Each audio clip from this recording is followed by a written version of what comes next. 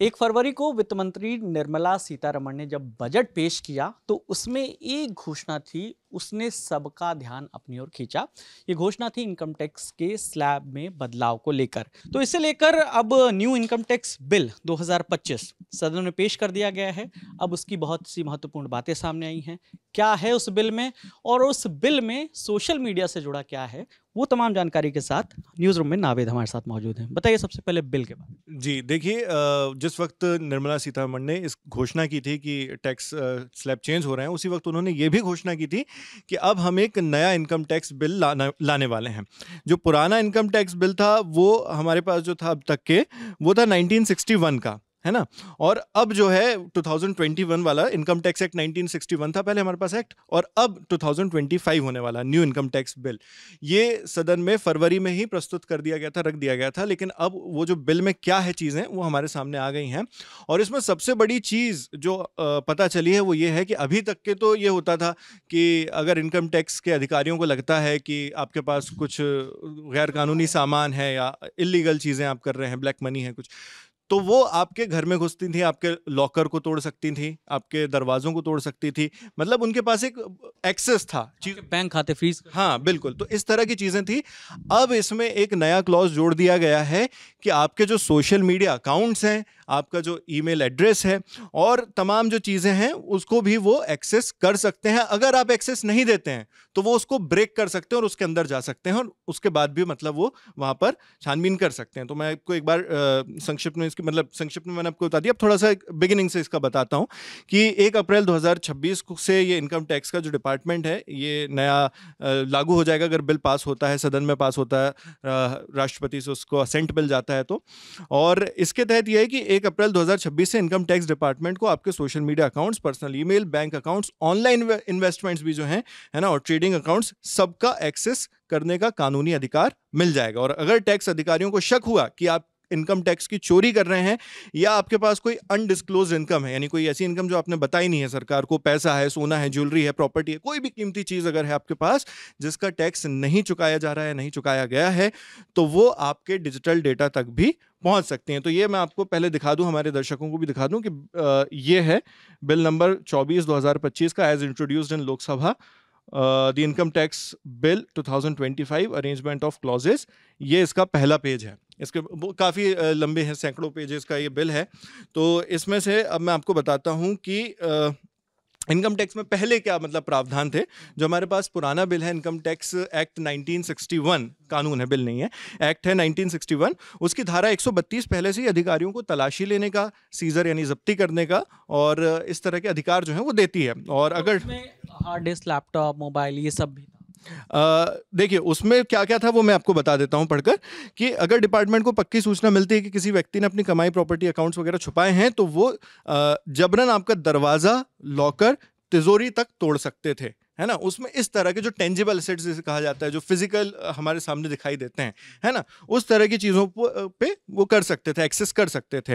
ये दर्शक इससे समझे, अगर दर्शकों ने अजय देवगन वाली रेड फिल्म देखी है तो उसमें किस तरीके से इनकम टैक्स के अधिकारी काम करते हैं, उसका एक लाइव एग्जांपल वहां भी है। और तमाम खबरें आती रहती हैं आए दिन, जैसे अभी हाल ही में मध्य प्रदेश से आई कि दरवाजे बंद थे तो सीढ़ी लगा के अंदर गए। आगे हाँ, तो इस तरह से मैं आपको बता दूं कि जो अब लेकिन जो नया इनकम टैक्स आ गया है ना, वो सिर्फ फिजिकल स्पेस तक सीमित नहीं रहेगा, यानी भौतिक चीज़ों तक सीमित नहीं रहेगा कि ये ड्रॉर लगा हुआ है, ये डेस्क है, इसको खोल लो, चेक कर लो, उस तक नहीं रहेगा। अब आपकी जो डिजिटल स्पेस है, कंप्यूटर सिस्टम का जो स्पेस है, जिसको बिल में वर्चुअल डिजिटल स्पेस कहा गया है, इस बिल में मैं आपको दिखाऊंगा उसके क्लॉजेस भी, तो वहां पर भी जबरन एंट्री ले सकती है। तो अब सबसे पहले जो है इसके बारे में आई गए हैं, तो अब मैं आपको सबसे पहले इसका क्लॉज 247 पढ़कर बताता हूं, है ना। ये मेरे पास, आप पढ़िए। मेरे सामने है, और इसको हम हमारे दर्शकों को भी लगवा देंगे।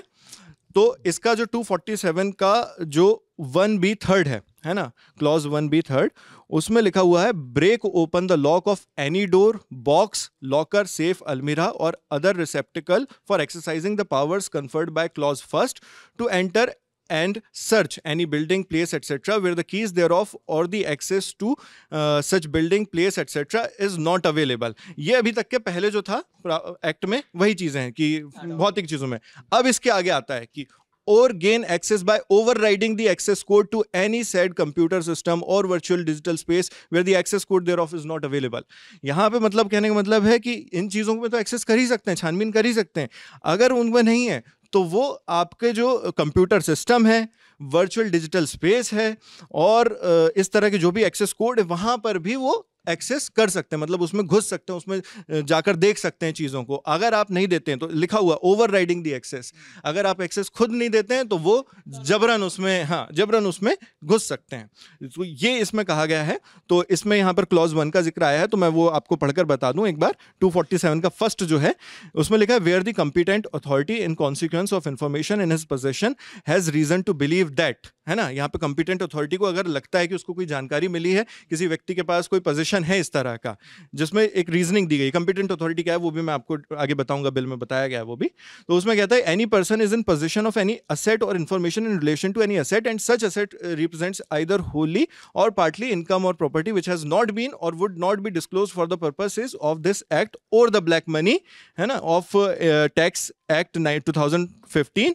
देन दी अप्रूविंग अथॉरिटी क्या है वो भी आगे बताएंगे. मैं ऑथोराइज एनी जॉइंट डायरेक्टर, इसमें कुछ अफसर जो इसके लिए नियुक्त किए जा सकते हैं उनका जिक्र है. वो यहाँ पर उन्हें अप्रूव किया जा सकता है, उनको अथॉरिटी दी जा सकती है कि वो हमारे जो एक्सेस हैं, हमारा जो चीज़ें हैं, फिजिकल चीज़ें हों चाहे डिजिटल चीज़ें हों, उनको एक्सेस करें.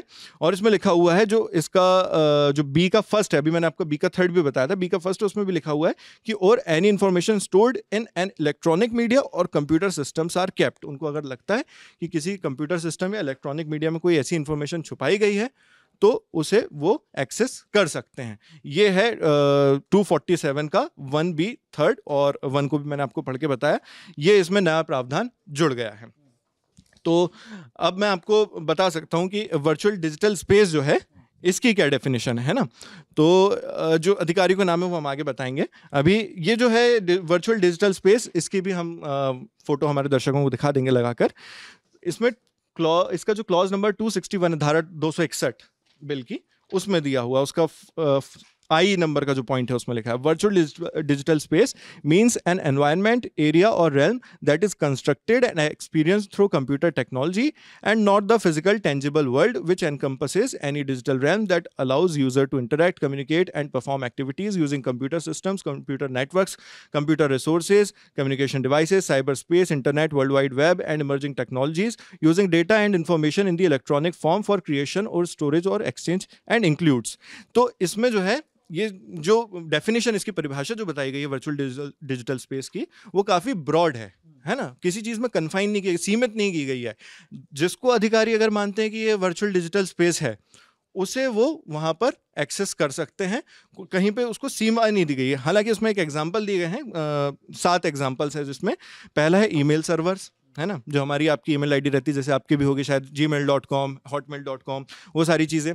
सोशल मीडिया अकाउंट, आप इंस्टाग्राम चलाते हैं, फेसबुक चलाते हैं, ट्विटर चलाते हैं, कोई भी सोशल मीडिया अकाउंट आपके पास है, उसमें भी घुस सकती है अथॉरिटी अगर उन्हें कुछ जांच करनी है तो. Online investment account, trading account, banking account, है ना.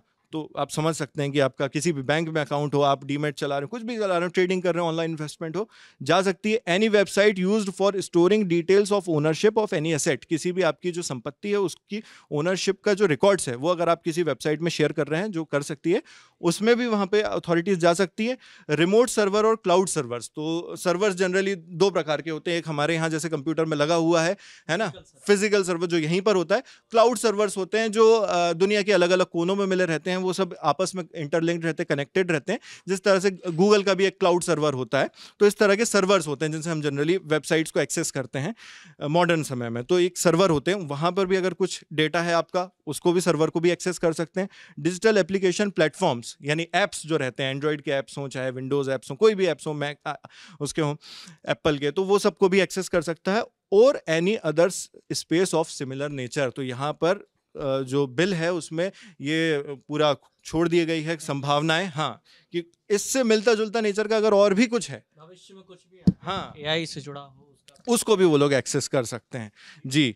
तो ये चीज़ें हैं. तो अब जो है कुल मिला के ये तो एक्सेस कर लेंगे. अब जिन अधिकारियों का जिक्र आप कर रहे थे, आप बता रहे थे कि किस तरह के अधिकारी जो होंगे जांच में, उनके बारे में भी थोड़ा। हाँ, तो ये भी जो है उसके धारा 261 में है। अभी कुछ टर्म्स आई थी तो उसके बारे में बता दूं। जैसे मैंने छोड़ा था कंपिटेंट अथॉरिटी थी, अप्रूविंग अथॉरिटी, ये सब कर। तो सबसे पहले तो कंप्यूटर सिस्टम के बारे में बात कर लें कि कंप्यूटर सिस्टम को क्या कह रहे हैं। जो आपके पास कंप्यूटर, इसी तरह की जैसे डेफिनेशन उसकी दी हुई है डिजिटल स्पेस की, उसी तरह से कंप्यूटर सिस्टम की भी बहुत ब्रॉड डेफिनेशन है। ऐसा नहीं कि हमारा जो हम कंप्यूटर चला रहे हैं बस उसी में, वो उसने कंप्यूटर सिस्टम में हर तरह की चीज़ों को इंक्लूड कर लिया। आपका मोबाइल भी कंप्यूटर सिस्टम की डेफिनेशन के अंदर आ जाता है।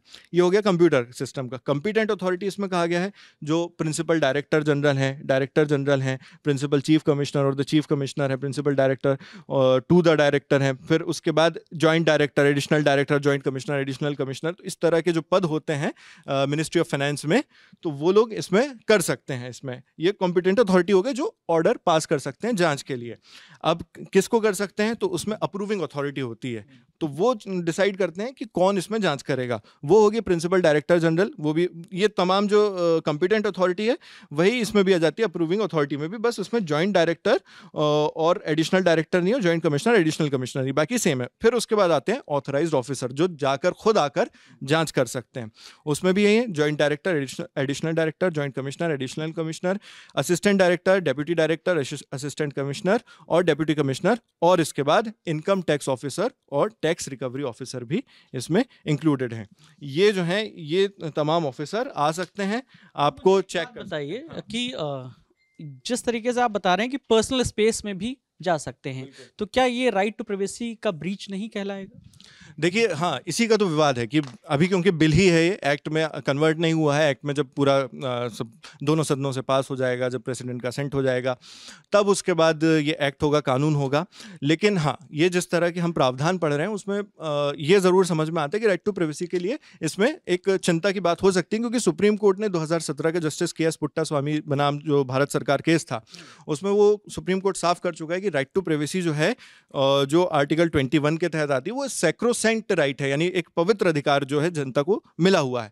और इसमें शासन, सरकार जो भी है, स्टेट जिसको बोला जाता है, वो इसमें अगर दखल देना चाहती है तो उसको सबसे पहले ये साबित करना होगा कि ये जो दखल है वो पूरी तरह कानूनी है और पूरी तरह वैध है, पूरी तरह ज़रूरी और संतुलित है ना। किसी तरह से इसमें कोई नाइंसाफ़ी नहीं हो रही है, ये उसको साबित करना पड़ता है। तो ये है, तो कानूनी विशेषज्ञ जो हैं अभी कह रहे हैं कि ये जो नया प्रावधान है इस इनकम टैक्स के बिल में, उसके हिसाब से कॉन्स्टिट्यूशन के आर्टिकल 19(1)(a) जो अभिव्यक्ति की आज़ादी, right to freedom of expression जो है, फ्रीडम ऑफ एक्सप्रेशन, और आर्टिकल 21 निजता का अधिकार जो राइट टू प्राइवेसी भी है, जिसमें राइट टू लाइफ भी आता है, तो उसके खिलाफ जा सकता है। और इस वजह से हो सकता है कि इस बिल को सुप्रीम कोर्ट में चुनौती दी जाए, और अगर ऐसा होता है तो फिर सरकार के लिए मुश्किल हो सकती है इस कानून को लागू करने में। ये इसकी कुछ टेक्निकलिटीज़ हैं, और ये तमाम जानकारी हमारे पास। चलिए, तो एक बजट जिस दिन आया तो ये खुशखबरी थी कि 12 लाख और सैलरी जिनको मिलती है, जो लोग नौकरी पेशा लोग हैं, उन्हें 12,75,000 रुपए की इनकम पर कोई टैक्स नहीं देना होगा। लेकिन जो नया इनकम टैक्स बिल है जिसका ड्राफ्ट अभी पेश किया गया है, उसमें जो बातें की जा रही हैं कि आपके पर्सनल स्पेस में भी दाखिल हो सकते हैं ज़रूरत पड़ने पर। तो क्या ये आपकी अभिव्यक्ति की स्वतंत्रता और आपकी निजता का हनन भी कहलाता है? आपकी इस पर जो भी राय है कमेंट सेक्शन में हमें ज़रूर बताइए। इस बातचीत में मेरे साथ नावेद थे, कैमरे के पीछे विजय हैं। मेरा नाम विकास वर्मा है। देखते रहिए दी लल्लन टॉप। शुक्रिया।